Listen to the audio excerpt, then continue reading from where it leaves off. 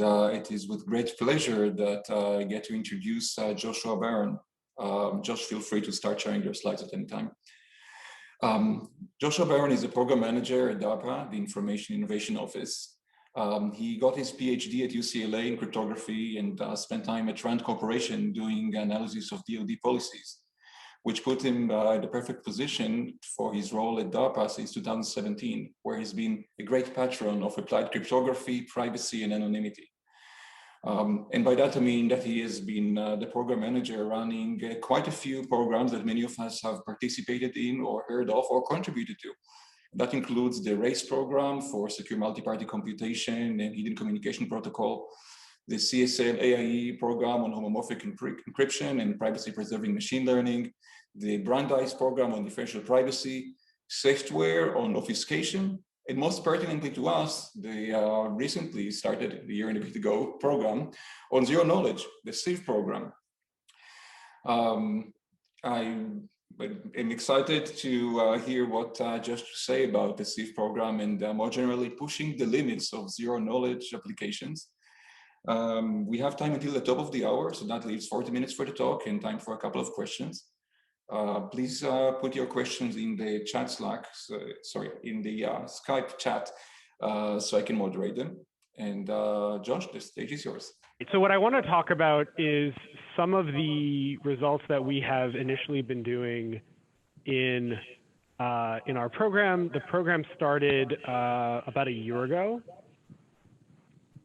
and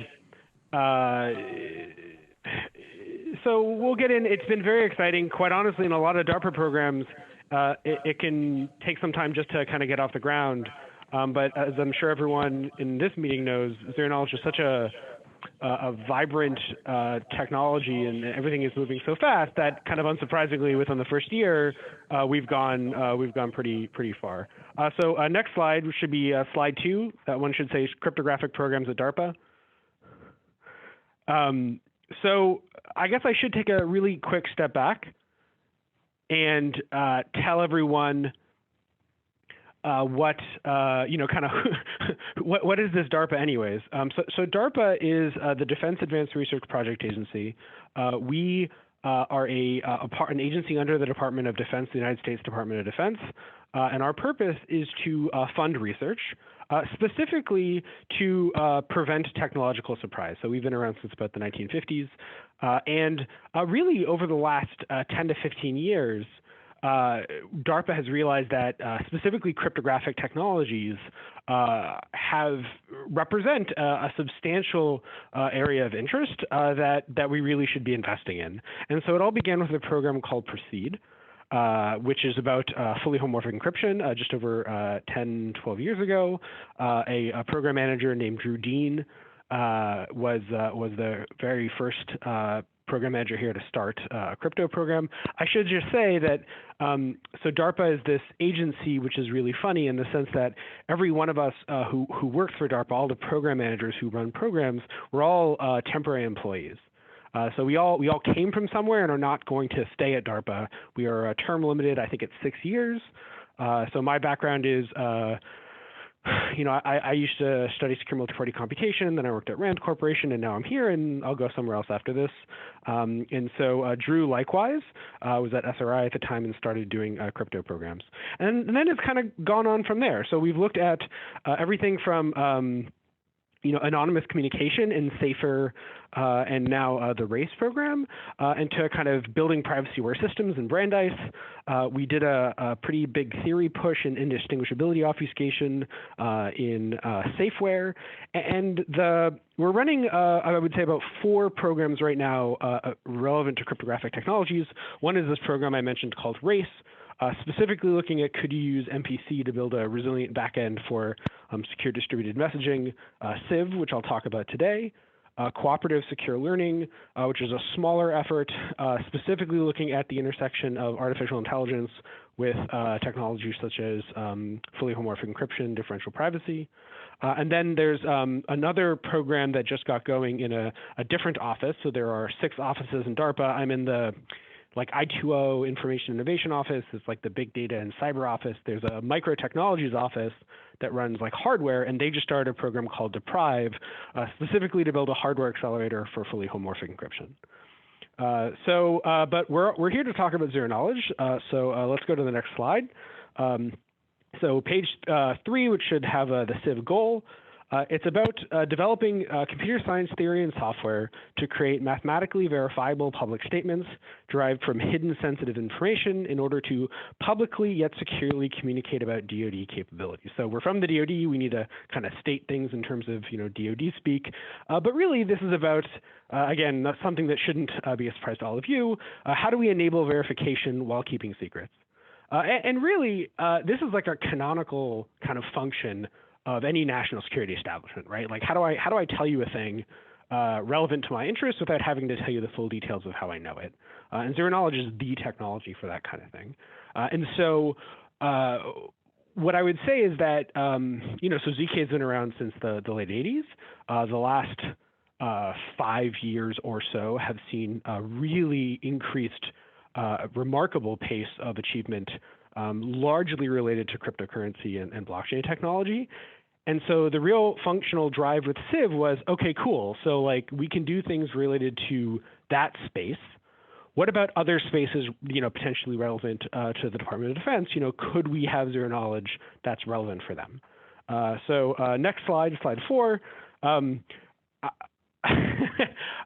This may be a little silly. I included a slide about what is zero knowledge, and I'm going to go through it just on the off chance there are folks who don't know. Just please, I hope just to do. For what it's worth, this is also the slide I use when I'm talking to my audience who is not aware of zero knowledge. So a zero knowledge is a proof. It's an interactive protocol that takes place between a prover and a verifier. The prover has a statement that they wish the verifier to accept. So for example, they may want to prove I can escalate privileges on your system.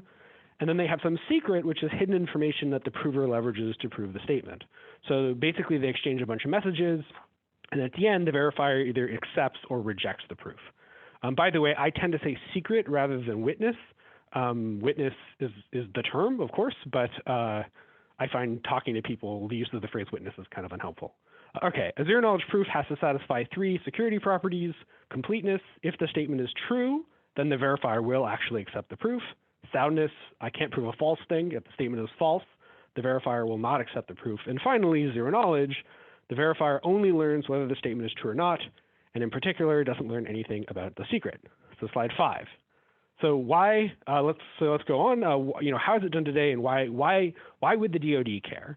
So I mean, I don't know if the DoD would or would not care about some statement about transaction, my account balance within some cryptocurrency.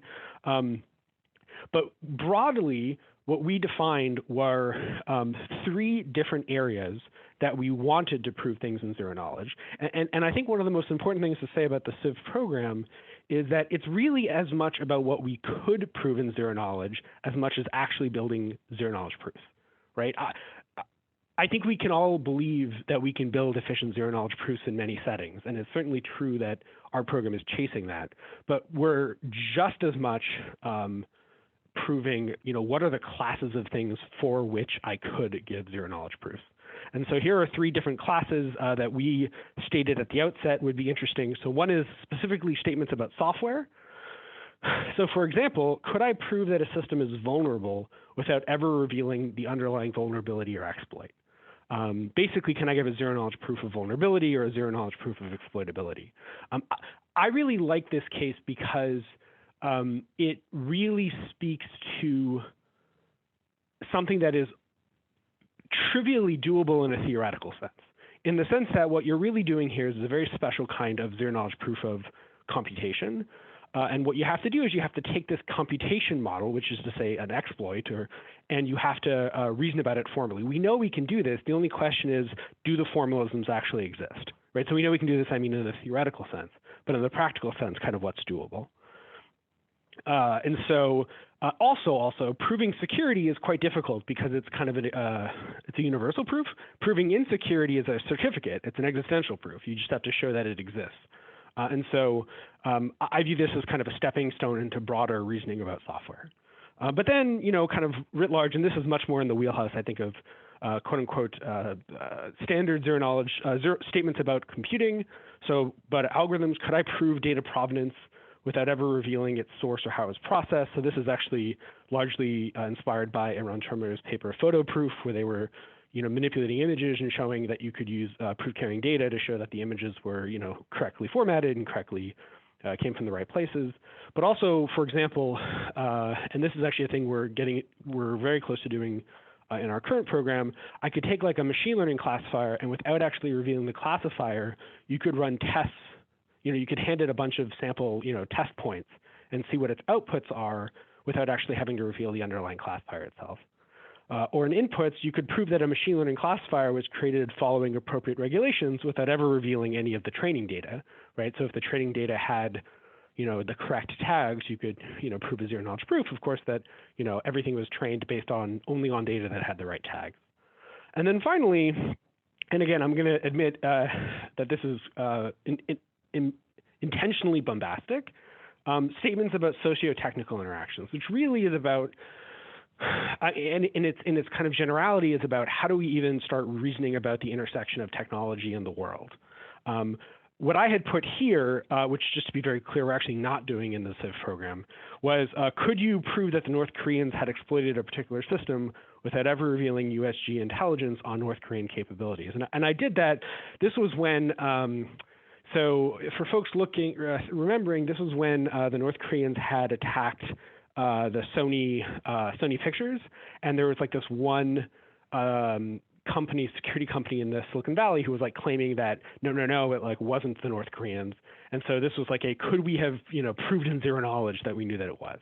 But again, we're not really doing that right now. The reason that this little tweet is here is because this is United States Cyber Command actually started putting on Twitter things that it was seeing on advanced exploits. And so this is just to argue that it is possible, I guess, at least in theory, that like Cybercom could like actually put out like a zero knowledge proof or something like that. That was the intent. But again, this was being intentionally bombastic. Next slide, slide 7, which is on Civ Program Vision. So this is really how the program itself is structured. And so, when we put out a program and we announce a funding opportunity, we give these various TAs or technical areas. And when people propose to work with us, it's along these lines. And by the way, if it wasn't clear before, so I'm a program manager at DARPA, which means that I don't actually do anything. I just pay people to do things. And so don't think for a minute that it's actually me doing any of the research or any of the work that you're going to hear about in these slides. So look, so we all know kind of how zero knowledge works, right? You have some problem statement. It could be mathematical in nature. It could be an English statement. And then you have to turn it into some intermediate representation. Think of Boolean arithmetic circuits or RONCS. And then from that, you build your zero knowledge proof. And so TA1 is I kind of jokingly say, is like describe the world in NP. So it's like, how do you even create circuit representations of these classes of problems I just talked about in the previous slides? TA2 is about, okay, cool, now that you have something in a Boolean circuit or in arithmetic or RONCS, how do you build an efficient zero knowledge proof? And then there is a final part, which is honestly pretty apart from TA1 and 2, which is about reducing the asymptotic complexity of post-quantum zero knowledge, which is to say zero knowledge if there were to exist a cryptographically relevant quantum computer, could we get more efficient constructions than currently? And actually, let me say specifically without minimizing non-falsifiable assumptions. So as post-quantum as can be, and assuming kind of only like quote unquote vanilla random oracle, is really what we were aiming for in that fashion. And one thing I should point out here, which we aren't going to talk about a lot within these slides, but it is work that is, a lot of work is currently ongoing, because we have a bunch of TA1 performers who are kind of throwing circuits over to TA2, it became very necessary to kind of standardize what that representation looked like. And all I mean by that is that, for example, the ZK interface group is doing a lot with RONCS. We've been thinking a lot about kind of what a standard Boolean and arithmetic representation, circuit representation would also look like. And so there's a very vigorous online effort amongst the TA1 and TA2 performers about a common intermediate representation specification. And I'll state at the, I'll state now, I mean, our goal 100% is to have that be involved with the broader ZK standards effort. Okay, next slide, slide 7, which should be challenges. So again, this is basically the idea is to move from, Josh, excuse me, this is Tim. We seem to be off slide-wise. Oh, fun. So was the first one challenges and the next one was the structure? Yeah, I think so. The one before, Tim. Program Vision, slide 8 is the map of performers. Tim, try the one before the vision. Yeah. I think this is the one that we skipped. Yeah. Sorry, I apologize, everyone. All right, so let me just talk. This is a very high level, the one that says challenge on the top. This is the one where I'm just gonna, we have a much bigger metric slide at the very end, but this one kind of gets to what we're trying to do. We're trying to move from kind of what I would call few classes currently of DoD relevant statements. Whether that's true or not, like we'll leave that there. But the point is like to get to the broader and complex. Like we really want to get further. We want to move from like straight line code to as complex as we can. The real one that I want to point out is this middle one, which is in particular. One of the primary differences, I would argue, between kind of what's currently existed to what we really want to push on is I don't care as much about succinctness. And I think that there are many important cases where succinctness is important, but I don't think that succinctness is the only important thing. And just to be very clear about why that's important, in succinctness, when we talk about, for example, prover computational complexity, verifier computational complexity communication, succinctness is very much focused on verifier computational complexity and low verifier complexity, low communication. But the prover complexity could be superlinear. And what I want to focus on is kind of things that are linear in the aggregate. So even the prover complexity is really, really linear. And the reason is, as we build like really complicated zero-knowledge, well, there are twofold reasons. One is as we build very complicated zero-knowledge proof statements, anything that's superlinear is going to blow up.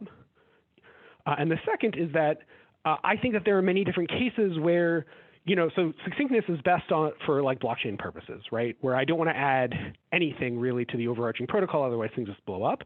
There are other cases where succinctness matters, like proof carrying data and the like. But just to say, like, I think there are a lot of kind of real world use cases that may not require, succinctness. In fact, I think there are some zero knowledge cases, like if I'm, doing a zero knowledge proof of vulnerability, it actually may be okay if the zero knowledge proof statement takes a day. Depending on the nature of the vulnerability. So, we're really focusing on not on succinctness. And this is actually a really good time to talk about what DARPA does and doesn't invest in. And this is really important because I think there may be people who hear all of this and go like, well, this doesn't really track with the work that we're doing right now or that we're interested in or the business cases that we're immediately seeing. And I actually want to point out that that's kind of deliberate in the sense that what DARPA doesn't invest in often, generally, are things where the current business world is actively invested in. And the reason is because it's a poor investment on the part of the DoD. Our purpose deliberately is to look at things that are not, that are of interest, but not like the current thing where there's, millions and millions of VC money out there. And our purpose is to invest in those different things. And so it's not that I think that, succinctness isn't of interest. I think that there's just a massive investment currently in succinct zero knowledge. And so our purpose was to invest in things that weren't succinct or just succinct because really the whole breadth of different application spaces may be interesting. And so I wouldn't necessarily see a judgment there. It really was a function of kind of what is the rest of the world investing in versus what DARPA ought to invest in. And in terms of this kind of concrete efficiency, getting down to something like 0.1 microseconds per gate, we're basically already there, is to give a, spoiler alert. And yeah, okay, so next slide on performer base. Sorry for going out of order. So the long and short of it is we're supporting a lot of folks. The yellow are the kind of team leads. and the green are the subcontractors, the various people supporting the team leads. But what you can see is that there's a very broad performer base for our program, including international organizations such as Cybernetica in Estonia and Keynote in Israel. But we've got Aarhus and KU Leuven also represented. Okay, so a lot of folks are playing with us. It's a lot of fun. Next slide, slide 9. So it's just a TA1 performer approach overview. This is just giving you a sense of kind of the breadth of how we're specifically tackling TA1. And remember, TA1 is about how do you take things and turn them into zero-knowledge statements. And so from here on in, I'm going to stop talking generally about the program. I'm going to start telling you kind of some specific things that we've accomplished or that our performers have accomplished over the first year. So as I mentioned, remember, we kind of bin things in this kind of software versus computation versus socio-technical area. And so I kind of very roughly mapped our performers onto this. And so what we have is, very much Trail of Bits is very much focused on software and software alone, as you'll see. Stealth, Galois, and NYU are kind of covering the space. I would argue Stealth is a little biased towards computation, which is why we put them there. And then BU is hard focused on socio-technical issues in some really exciting ways. And Cybernetica is also focused on that. They're a bit more technical. They're kind of looking at existing technical processes, like medical type stuff, whereas BU is like legit going for, can we like start describing the law in like zero knowledge terms? And again, I'm kind of getting ahead of ourselves, but this just kind of gives you a sense of how really comprehensively we're trying to explore this space and how much we care not just about the efficiency of the zero knowledge proofs, but really, really, really, what can we describe that would be amenable to a zero knowledge proof? Okay, so slide 10. So I got to be honest, I'm pretty surprised by where we are. I had mentioned zero knowledge proof of vulnerability as a thing of, I'm sure we'll get there at some point, and we're there. We're there, and this is there. I have 2 slides from different performers. What you'll see for for more on the approach, there's a link of how they're doing this. But basically, what this team is doing is, just how TinyRAM, if you're familiar with the Snarks for C paper, builds a kind of microcontroller abstraction. These folks took the MSP430 microcontroller and built a similar abstraction. And then what they did was they looked at an existing microcorruption capture the flag and started describing those microcorruptions in zero knowledge. So in other words, the actual, we could get into a very long discussion about what exactly is being proved.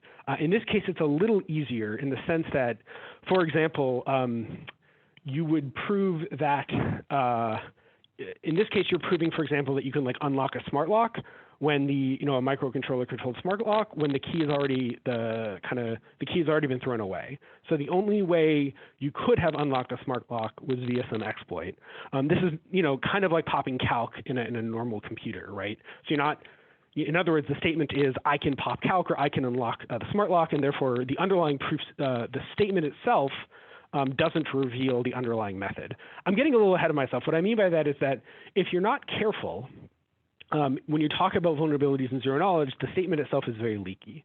So in other words, it's one thing to say str copy exists in this line of code, and that's your vulnerability, versus saying you have a memory corruption vulnerability versus saying you have a vulnerability, right? Those are differing levels of abstraction of statement.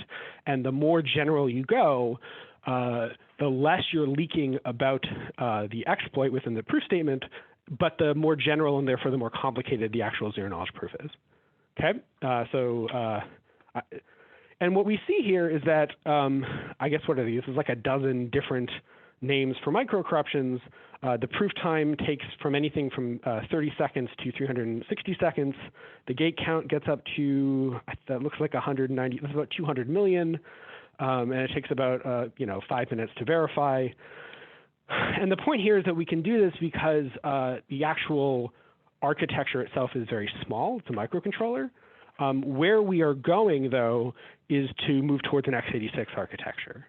And what you're going to see from us is almost certainly some form of reduced x86 architecture that is small enough for which we can do zero-knowledge proofs, but large enough that it captures a large class of vulnerability space. Okay. All right, so next slide, slide 11. Here's a different team, Galois, and what they're looking at is instead of looking at the binary, they're looking at the source code. And so they are looking at, in this case, they looked at something called GRIT, whose name I'm forgetting, but it has to do with, it's like a image processing capability within the Game Boy Advance, 11,000 lines of C++ code, and they proved that there exists a memory misallocation within the code. Now, just to be clear, they're doing it on source, not on binary. So that technically means that it's possible that a vulnerability exists at source that doesn't exist at binary.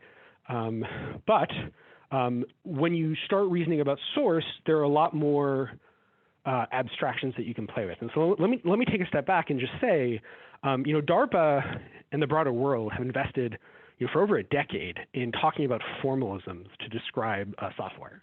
Right. So an example of that is looking at control flow, for example. Another example would be looking at provable non-interference from the formal methods world.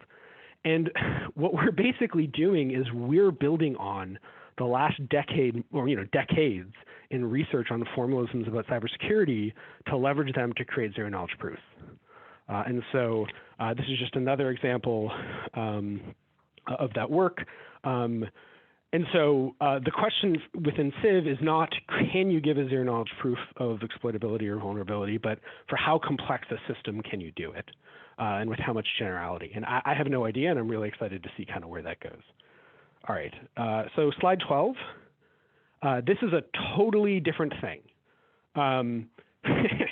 At the bottom, you'll see a paper. So we're not just doing publications in kind of technical venues, we're also looking at publications in law journals, because what we're trying to see, and this is a team out of BU in Berkeley, and trying to see, can we use zero knowledge in legal settings?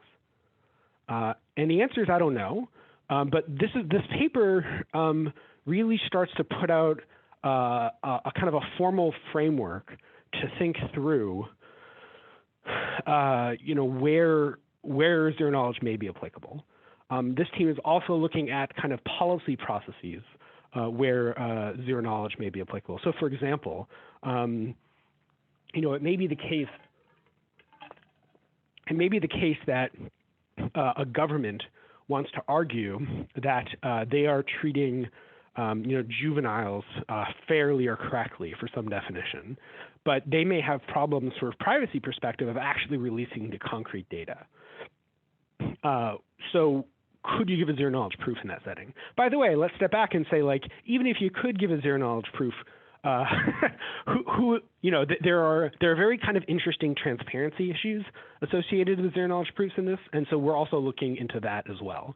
So not just the kind of can you do a zero knowledge proof, but the kind of broader picture of that. Okay. So before I get into the next slide, I think we should realize by now that, so for example, this legal stuff, the proof statements may be big, they don't have to be big, and the zero knowledge proof for vulnerability, the proof statements can be absolutely ginormous. Hundreds of millions, billions, maybe even trillions if you kind of do it. Well, it could easily get to trillions. And so the question is there even zero knowledge? Are there zero knowledge proofs that can even handle proof statements of that size? And so on slide 13, which is a high performance zero knowledge proofs, we are starting to get towards zero knowledge proof mechanisms that can handle very, very large proof statement sizes. Just a couple of results, two of which have been accepted for publication, one of which is still a preprint and in submission. Wolverine, we're getting to 9 bits, so it's very low communication, 0.45 microseconds per gate in the Boolean case, 1.6 microseconds per gate for an arithmetic circuit over a decent sized field. And so at our very first PI meeting, I think they gave us where they showed a 54 million gate zero knowledge proof in 23 seconds. And if you're going to ask me, does the structure of the circuit matter? The answer is sometimes yes and sometimes no. And I think what I've seen, it can really depend. And I don't want to get too much ahead of myself there. On the other thing, the kind of the middle section here, I will say that for us, the stretch goal is on the trillion gates. Like, until you get to trillions of gates, it's not particularly stressing for us. A trillion gates is roughly where things start to really break down. And even there, it really kind of depends on your metric. So in this case, they ran a version of Quicksilver. It says Wolverine, but I'm sorry, this is confusing. This is Quicksilver, and they got to for a trillion AND gate. So this is again a Boolean circuit, and it would be slower for an arithmetic circuit.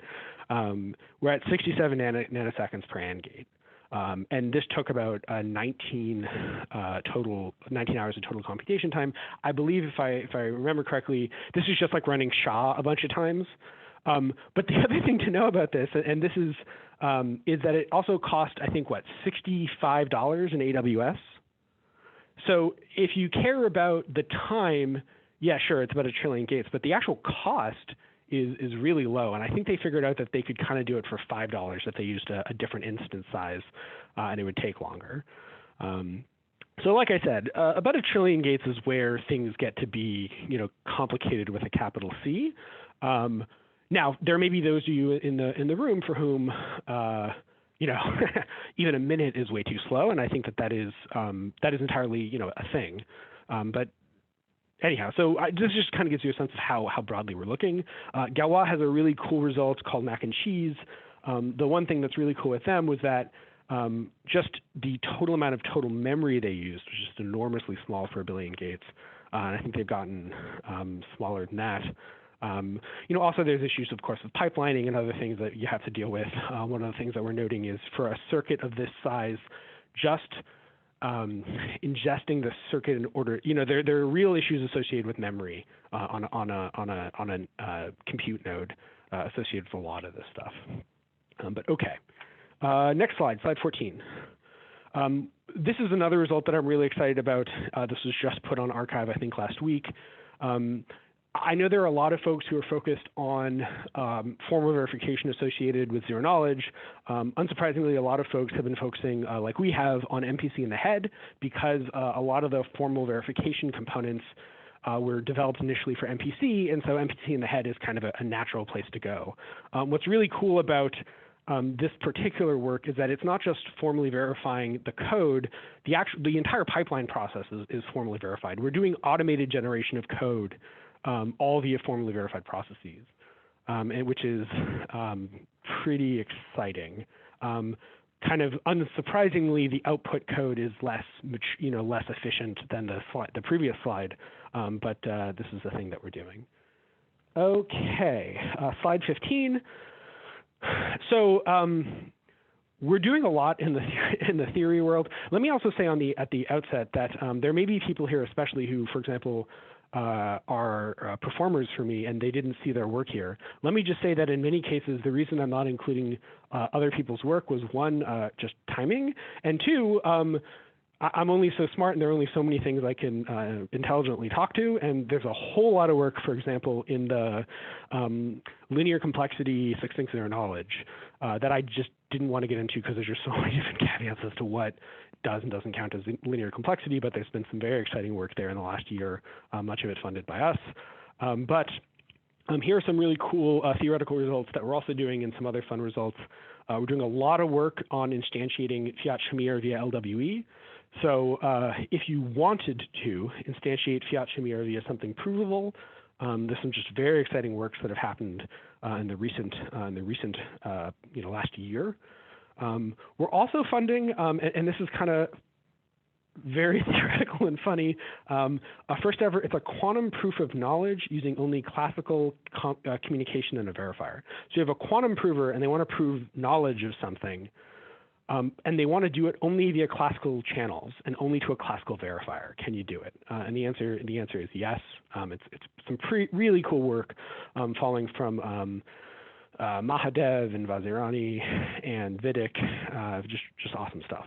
And then finally, I will point out that we are doing a decent amount of work on encryption in the law.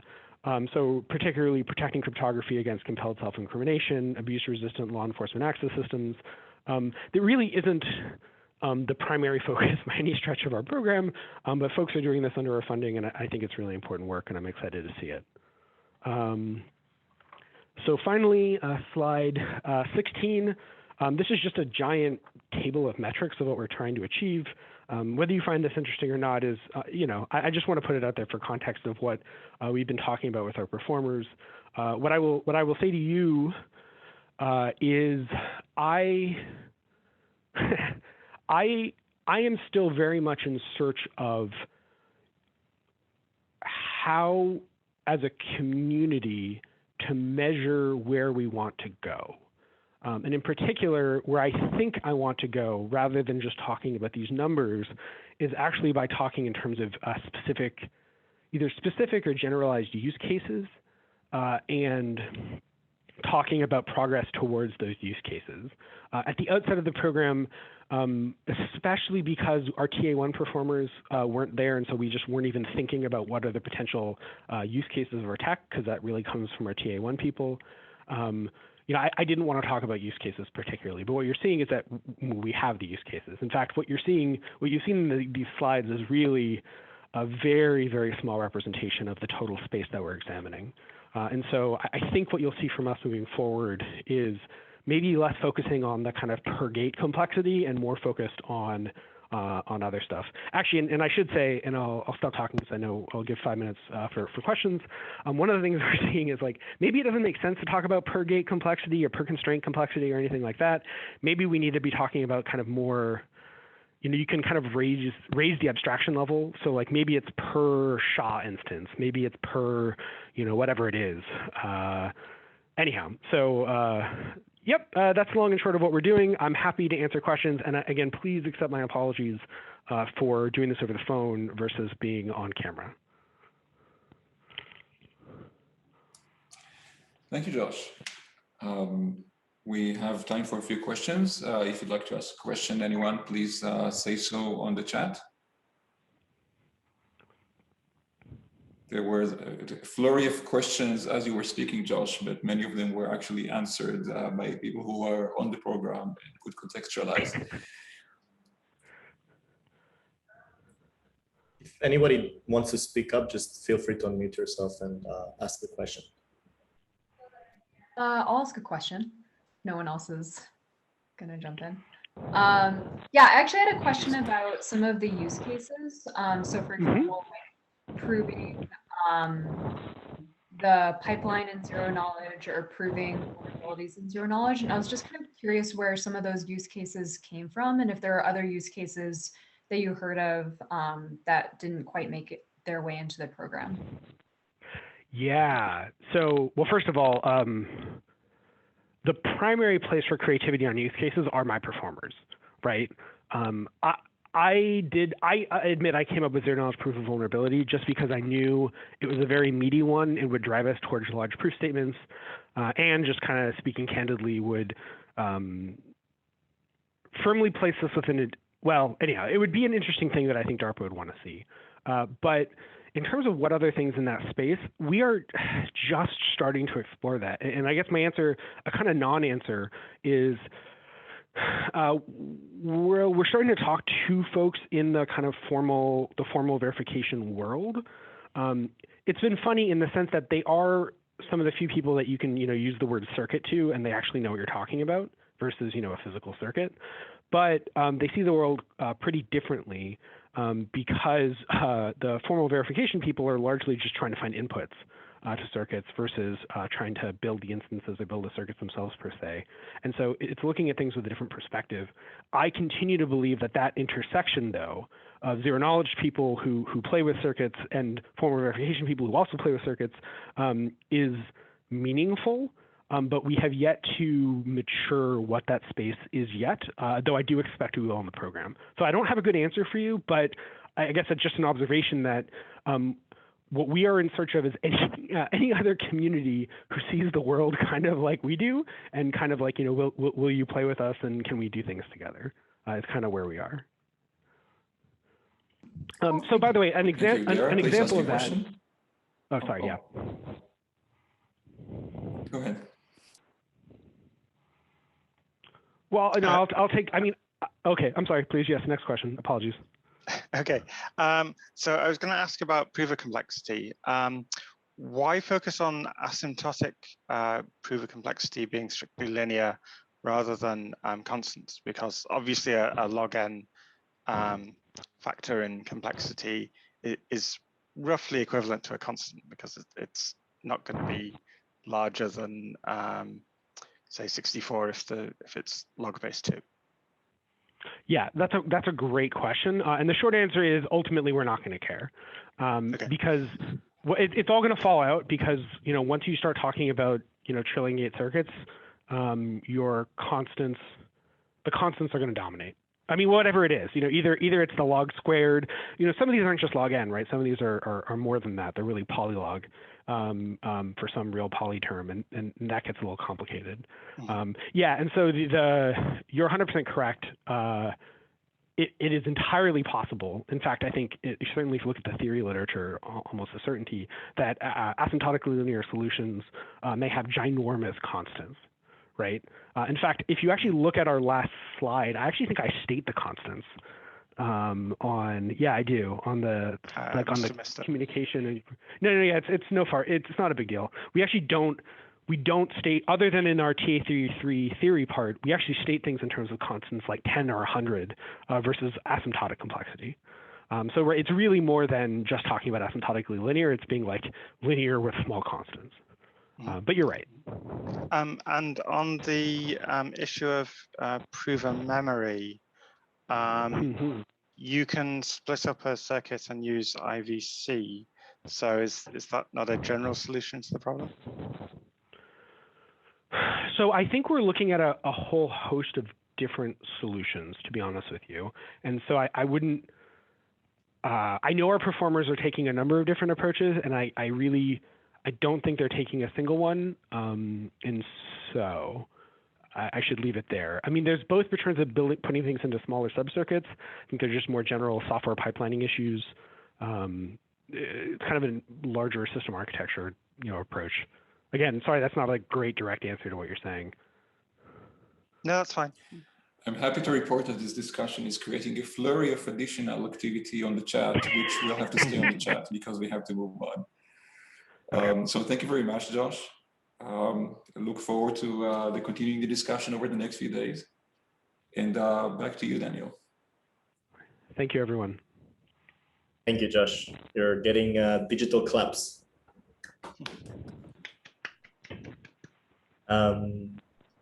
Again, thank you, Josh. This was great. And thanks, Tim, for managing the slides for Josh and this whole thing. So I think it worked out. I'm going to stop the recording at this point.